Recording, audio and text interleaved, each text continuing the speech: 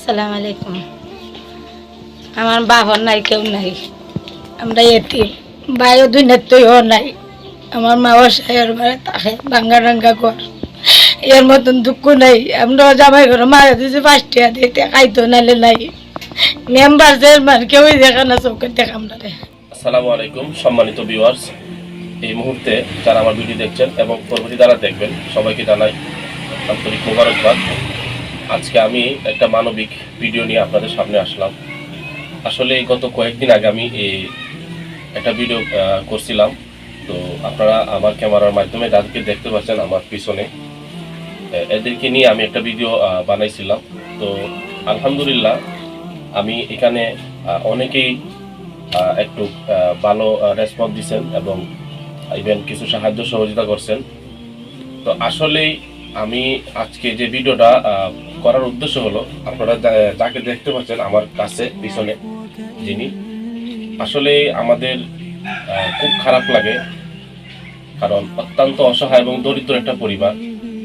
তো আজকে আমি প্রায় 15 দিন হবে এই ভিডিওটা বানাইছিলাম। তো আজকে এখনো পর্যন্ত তাদের ঘরটা মানে খোলা আসমানের নিচেই আছে। তো আসলেই আমি আমার ব্যক্তিগত তহবিল থেকে চেষ্টা করতেছি এবং আমার ফ্রেন্ড সার্কেলের সাথে অনেকের সাথে আমি কথাবার্তা বলেছি, যুক্তি পরামর্শ করেছি কিভাবে এই অসহায় লোকটার ঘরটা করে দেওয়া যায়। তো তার পাশাপাশি আমি একটা অনুরোধ করব যে আমাকে অনেকেই গত ভিডিওর মধ্যে বলছিলেন যে কিছু টাকা পয়সা দিবেন, সাহায্য সহযোগিতা করবেন। আমি তাদের উদ্দেশ্যে একটু রিকোয়েস্ট করব, আপনারা মেহরবানি করে যারা বলছিলেন যদি একটু দিয়ে দিতেন খুব ভালো হইতো। হয়তো আমরা আরো কিছু টাকা কালেকশন করে আমরা হয়তো এই লোকের ঘরটা আমরা হয়তো কাজ ধরার চেষ্টা করব। আর বিশেষ করে সকলের কাছে আমি আবারও তার পক্ষ থেকে অনুরোধ করব, আপনারা যদি 500 করে 20 জন লোক দেন তাও 10,000 টাকা হয়ে যায়। আসলে 500 টাকা 1,000 টাকা বর্তমানে আমাদের সমাজে কিছুই না। আমরা একদিন বাজারে চলে গেলেও আমাদের 1,000 টাকা 2,000 টাকা আমরা করে ফেলি। তো আমরা একদিন বাজারটা একটু কমায় করলাম, বা আমরা এক বাজার না খাইলাম বা এক বাজার মাছ না খাইলাম, সেই হিসাব করে এই লোকটার পাশে যদি আপনারা 500 টাকা করেও দেন, আমি মনে করি এটাই অনেক কিছু হবে। তো এটাই আমি সকলের কাছে আমার এই লোকের পক্ষ থেকে এবং এই পরিবারের পক্ষ থেকে, আপনারা আসলে এই ক্যামেরার মধ্যে দেখতে পাচ্ছেন যে তার বর্তমানে মানে রুজি রোজগারের মতন তার উপযোগী কেউ নাই। আমি যদিও এই এলাকারই সন্তান, আমি জানি তার একজন ছেলে আছে। তো ছেলে আসলেই দরিদ্র অসহায় পরিবার, তো ছেলেও বাড়িতে নাই। আর তার পরিবারের বড় মেয়ে। আর অসহায় পরিবারে জন্ম নেওয়াটা যে কত কষ্ট, এটা আসলে যারা আমরা অসহায় পরিবারে জন্ম আমরা জানি। গরিবের মানে যে জন্ম নেওয়াটা যে কতটুকু মানে অসহায়, এটা আমরা বুঝি। তো সেই হিসাবে আমি সে যদিও পরিবারের বড় মেয়ে হয়, আসলে তারও কিছু করার নেই, কারণ মেয়ে মানুষ, তো তারও পরিবার আছে, সাংসারিক আছে। তো সব মিলাইয়া পরিবারটা খুবই একটা দুর্বল একটা পরিবার। যতটুকু পারেন, আমি বাসায় বুঝাইতে পারতাছি না যে তাদের অবস্থানটা কি। তাদের বর্তমানে ঘরটা আপনারা মানে ভিডিওর মাধ্যমে আপনাদেরকে আমি দেখাচ্ছি, খুবই মানে বেহাল অবস্থা। তো আমি সকলে আমি নিজে করে দিব। আশা করি সমাজের বহুত লোক আছে, এরকম একটা ঘর করে দেওয়ার মতো বহুত লোক আছে। আর তার কাছে আমি সকলের কাছে, আমার সম্মানিত ভিউয়ারদের কাছে আমি একটা অনুরোধ করবো শুধু, যে আপনারা এই ভিডিওটা বেশি পরিমাণে শেয়ার করবেন, যাতে আমাদের বর্তমানে যে মাননীয় মন্ত্রী মহোদয়, এমপি মহোদয়, উনি অত্যন্ত একজন মানবিক মানুষ। উনি মানবিক প্ল্যাটফর্মে কাজ করেন দীর্ঘদিন ধরে। যদিও এখন বর্তমানে উনি এখন এমপি, ওনার এমপি সরকারিও কিছু বরাদ্দ আছে এবং ওনার মানবিক প্ল্যাটফর্মতে উনি সাহায্য করবেন। আসলেই ওনারা যে এমপির কাছে যাবেন এরকমও মানে তাদের কি নাই।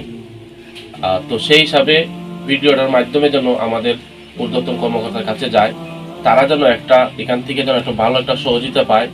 এই জন্য ভিডিও বেশি পরিমাণ শেয়ার করবেন, আর আপনারা নিজ নিজ অবস্থান থেকে যতটুকু পারেন তাকে সাহায্য করবেন। তো আসসালামু আলাইকুম। আগে আল্লাহ বাসে রসুল, আমি নিরীহ মানুষ, আপনারা যতটুক পারুন অতটুক আমার একটা সাহায্য করুন। আমি ঘরটা লই, আমি অসহায় ভর্তি বাচ্চা লইয়া আপনারা যতটুকু পারেন অতটুকু আমরা সাহায্য করেন। আচ্ছা, মানে তুমি তো এই পরিবারের সবচেয়ে বড়, সবার মানে এদের ভাই বোনের হচ্ছে বড়। আচ্ছা, এ যারা সাহায্য সহযোগিতা হবে তাদের কাছে তোমার বিনীত যে আকুল আবেদনটা কি বলো? আসসালামু আলাইকুম। আমার বাবার নাই, কেউ নাই, আমরা এতিম। ভাইও দুই নেত্রীও নাই। আমার মা অসহায়ের ঘরে থাকে, ভাঙ্গা রাঙ্গা ঘর। এর মতন দুঃখ নাই। আমরা জামাই ঘরে মারা দিয়েছি 5 টাকা দিতে, খাইতো নাইলে নাই। মেম্বার চেয়ারম্যান কেউই দেখা না, চোখে দেখা আমরা। গুড। তো আমি সকলের কাছেই বিনীত আরজ করব, আপনারা মেহেরবানি করে আপনাদের জায়গা থেকে আপনারা যতটুকু পারেন, আমি বলি নাই এবং নির্ধারিত করেন যে আপনি এত টাকা দিতে হবে বা এতটা, বলো ঠিক না। আপনার যতটুকু সাহায্য অনুযায়ী আপনারা পারেন 50, 100, 200, 500 যতটুকু পারেন দিবেন। আর আরেকটা অনুরোধ করবো, আমরা চিন্তা ভাবনা করছি যে তাদের ঘরটা আমরা, যেহেতু আমাদের বর্তমানে ঝড় তুফানের দিন, তো আসলে কোন সময় এখন ঝড় তুফান আসে বলা যাচ্ছে না। তো তারপর আমরা চেষ্টা করতেছি যে এই বৃষ্টি বাদলের আগে আমরা যেন তাদের ঘরটা উপহার দিতে পারি, ঘরটা করে দিতে পারি।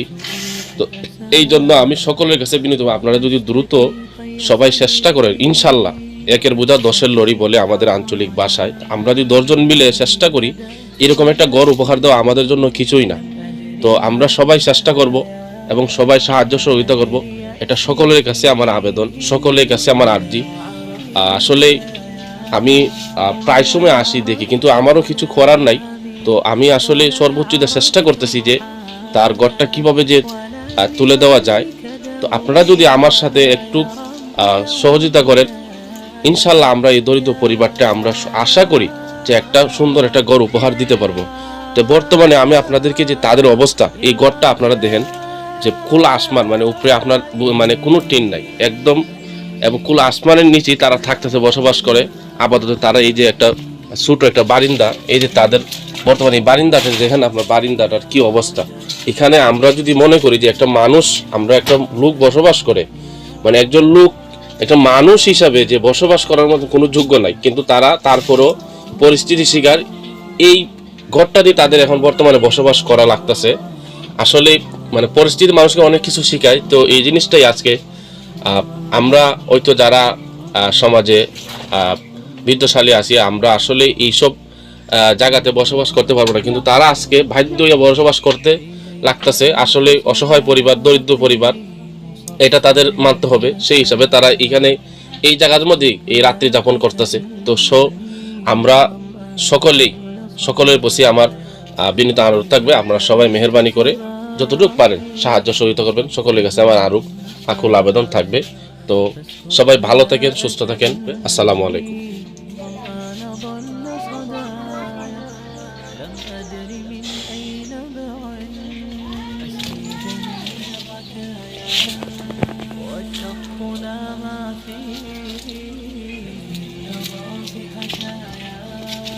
رحمك يا رب